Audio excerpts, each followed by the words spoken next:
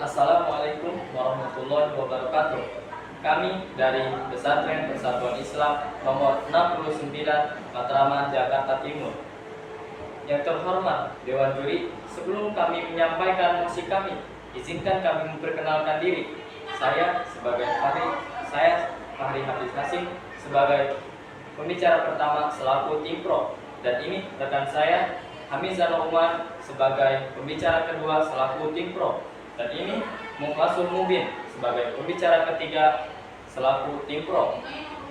Berdasarkan data perlindungan data pribadi dan keamanan cyber dalam implementasi digital governance untuk menjamin layanan publik yang aman, terpercaya, dan berkelanjutan. Digital governance diatur oleh Peraturan Presiden nomor 95 pada tahun 2018 yang bertujuan untuk meningkatkan efisiensi dan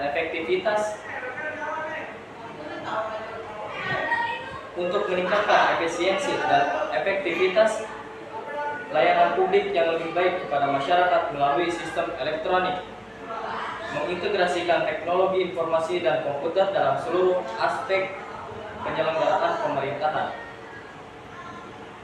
Digital governance juga diatur oleh Peraturan Presiden nomor 132 pada tahun 2022 yang bertujuan untuk mengatur kualitas layanan publik, meningkatkan kesejahteraan sosial, meningkatkan pembangunan ekonomi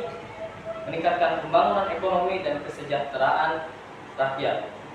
Pada tahun 2024 terjadi peretasan atau serangan ransomware di Pusat Data Nasional Sementara atau PDNS. Penyebabnya ialah serangan dari seorang karyawan yang mengunduh data berbahaya di perangkat perusahaan pada akhir 2024 bahwa penjahat cyber telah mencuri data pribadi sekitar 5,6 juta data lebih pasien dan staf rumah sakit dikarenakan tanpa adanya keamanan cyber dan digital governance yang berisiko gagal. Pada tahun 2021 terjadi kebocoran data BPJS Kesehatan yang menimpa hampir 270 juta data lebih disebabkan terjadinya serangan cyber oleh peretas yang berhasil membobol keamanan digital BPJS Kesehatan.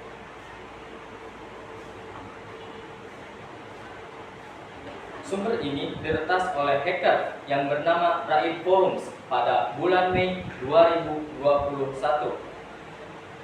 Maka Dewan Juri yang terhormat, kami sangat setuju dengan argumen ini karena negara ataupun masyarakat membutuhkan keamanan cyber untuk melindungi data-data pribadi.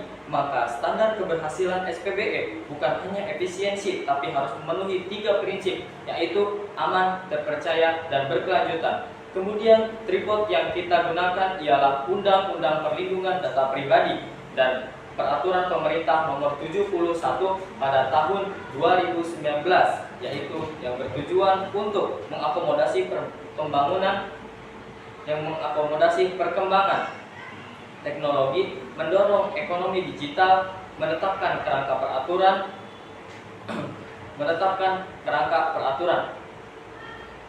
dan Peraturan Pemerintah nomor 71 pada tahun 2019 ini juga yang menggantikan Peraturan Pemerintah nomor 82 pada tahun 2012 yang bertujuan untuk memberikan kapasitas hukum, melindungi data pribadi dan konsumen, menjamin keamanan sistem dan transaksi.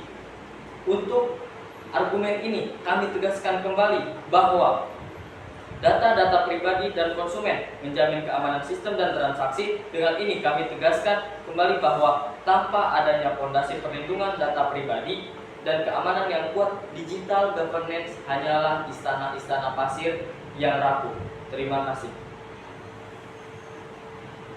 Selanjutnya, izinkan saya pembicara kedua untuk memberikan manfaat dan dampak nyata dengan adanya keamanan cyber dalam implementasi digital government untuk menciptakan layanan masyarakat yang aman, terpercaya, dan berkelanjutan. Menurut data dari International Business Machines Corporation atau yang biasa disebut IBM, menyebutkan bahwa jika suatu perusahaan atau layanan masyarakat mengalami kebocoran data, maka setidaknya rata-rata biaya yang harus dikeluarkan adalah 4,88 US dollar. Yang kita ketahui itu bukannya angka yang kecil, melainkan itu sebuah angka yang sangat besar, karena jika dirupiahkan itu bisa mencapai 74,66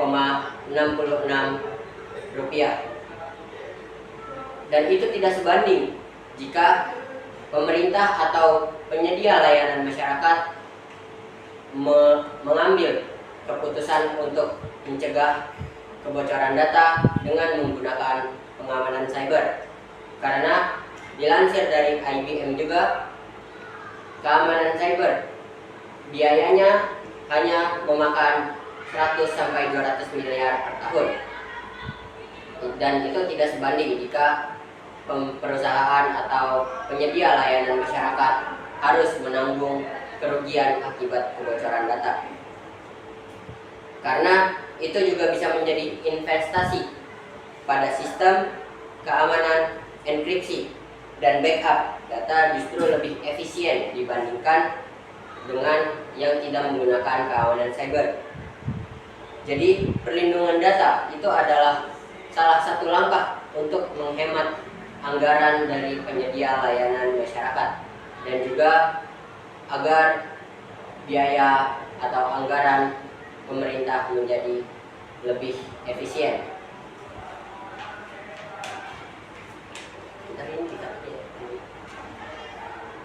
Dari sisi standar global, kita mempunyai NIST Cyber Security Framework 2.0 yang baru dirilis pada tahun 2024 lalu. Framework ini menambahkan aspek govern yang menekankan pentingnya data, kelola resiko, dan metrik keamanan. Selain itu,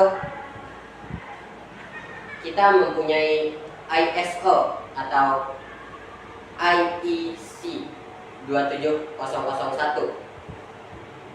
IEC 27001 ini merupakan standar internasional yang sudah diakui manajemen keamanan informasinya. Standar ini bisa kita jadikan acuan agar sistem pemerintahan kita sejajar dengan praktik terbaik yang ada di dunia. Dalam implementasinya, ada 6 hal utama yang harus diperhatikan dan harus dimiliki oleh penyedia layanan masyarakat dalam sistem elektronik pemerintah. Yang pertama adalah inventarisasi dan klasifikasi data. Yang pemerintah wajib menentukan mana data yang harus dimasukkan ke dalam suatu kelompok data dan mana yang harus dipisahkan ke dalam kelompok data yang lain. Yang kedua adalah penerapan enkripsi total, baik saat data disimpan maupun saat data dikirim. Yang ketiga adalah penerapan Zero Trust Architecture, seperti autentifikasi berlapis agar mencegahnya terjadinya kehilangan data, kebocoran data, ataupun pencurian data. Yang keempat adalah monitoring dengan pusat operasi keamanan 24 jam non-stop untuk menghindari hal-hal yang tidak diinginkan. Kelima adalah rencana pemulihan bencana atau disaster recovery plan untuk mencegah atau menanggulangi data yang sudah terlanjur bocor ataupun hilang akibat kesalahan pengguna. Yang keenam adalah prinsip privasi by design, yaitu melindungi data sejak awal perancangan sistem agar tidak terjadi kesalahan yang tidak diinginkan, dan untuk terciptanya kenyamanan dan keterpercayaan masyarakat terhadap sistem pelayanan masyarakat ini. Yang tidak kalah penting adalah tata kelola Pemerintah wajib menunjukkan data protection officer. Menunjuk data protection officer ini dengan menunjuk salah satu orang yang terpercaya atau beberapa orang terpercaya untuk menjaga data milik pengguna lain, data milik masyarakat dan khalayak umum. Tugasnya adalah melakukan audit rutin serta memiliki perjanjian berbagi data antar instansi sesuai arsitektur SPBE.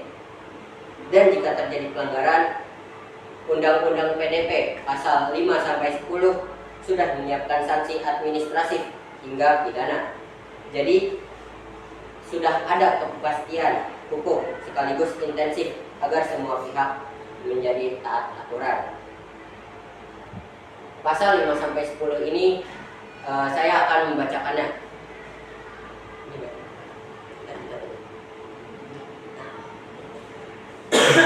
Tadi berapa? Pasal 5 dan 10 ini menjelaskan tentang hak-hak dasar subjek data pribadi, yaitu hak mendapatkan informasi identitas yang bertujuan memprosesan data dan atas dasar hukum data pribadi. Itu pasal nomor 5. Pasal nomor 6 berbunyi hak melengkapi dan memperbarui data pribadi bagi pengguna.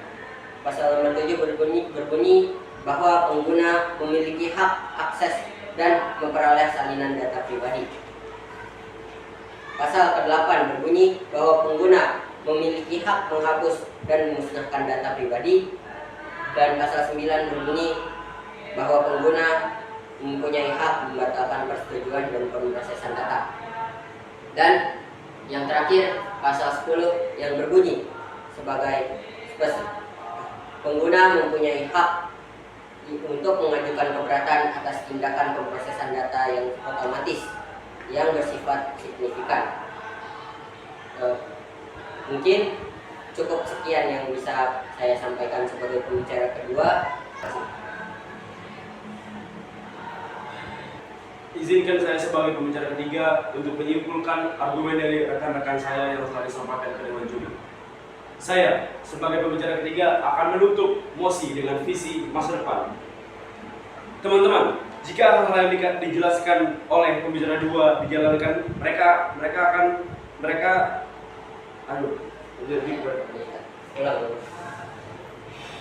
gimana? Jika hal yang tadi dijelaskan oleh pembicara dua, Jika hal yang tadi sudah dijelaskan oleh pembicara kedua dilaksanakan, sekarang gue mau ngomong.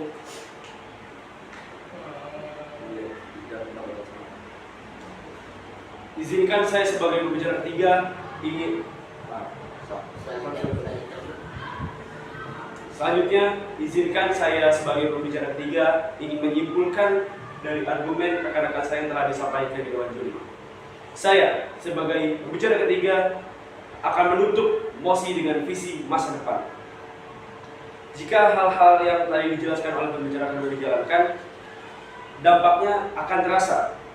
Waktu layanan tidak mudah terganggu, masyarakat lebih percaya menggunakan digital, pembayaran bansos jadi lebih lancar, dan pemerintah bisa melayani dengan lebih efisien. Dengan begitu, bukan hanya aman, tetapi juga berkelanjutan. Teman-teman, mari kembali pada PDNS tahun 2024. Dari serangan itu kita belajar bahwa infrastruktur pusat data kita sangat lemah dan harus didesain untuk lebih kuat lagi dengan segmentasi backup offline dan pengujian pemulihan secara berkala. Tanpa itu, satu titik lemah bisa berdampak besar kepada pelayanan nasional. Karena kasus ini, negara kita memiliki Perpres nomor 132 tahun 2022 tentang arsitektur SPB nasional yang menuntut integrasi bisnis, data, aplikasi, hingga keamanan. Dengan arsitektur terpadu, tidak ada lagi sistem yang bekerja sendiri-sendiri. Semua mengikuti standar yang sama sehingga lebih aman, lebih hemat, dan lebih efisien. Untuk implementasi, kita bisa membuat peta jalan sederhana.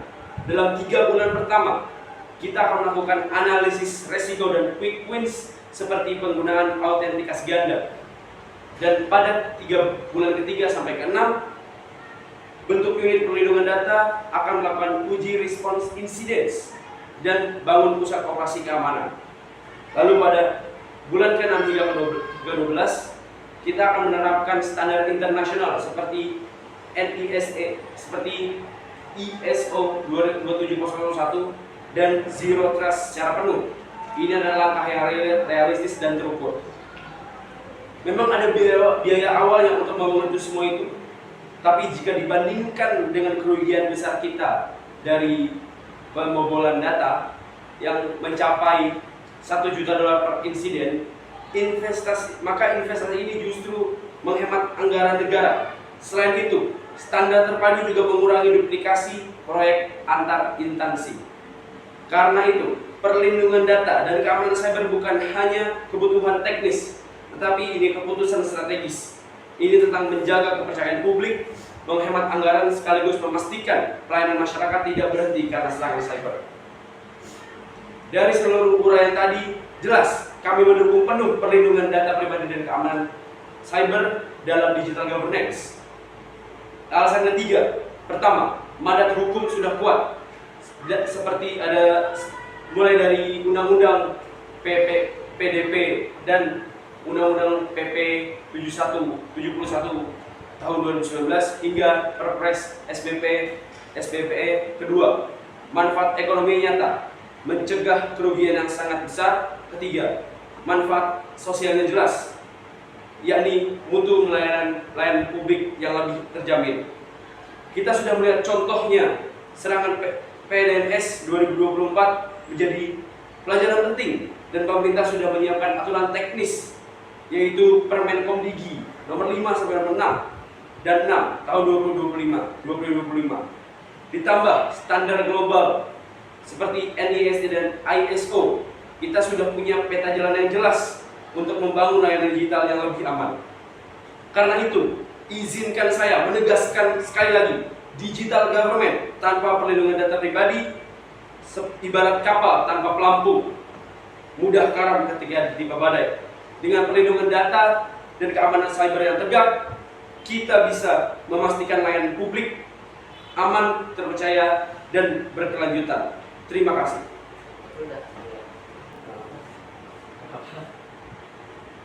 Mungkin kami rasa dari argumen kami yang telah kami sampaikan tadi, kami merasa cukup terang dan jelas untuk menyampaikan argumen kali ini dalam rangka memenuhi mosi kali ini. Saya Hamizana Umar sebagai pembicara kedua, dan di sebelah saya ada Fahri Hafiz Hasim sebagai pembicara pertama, dan di sebelah Fahri ada Mukhlasul Mubin sebagai pembicara ketiga. Kami semua pamit mengundurkan diri. Mohon maaf jika ada kesalahan kata, karena kesalahan berasal dari diri kami sendiri dan kebenaran hanyalah milik Allah semata. Kami mengundurkan diri. Assalamualaikum warahmatullahi wabarakatuh.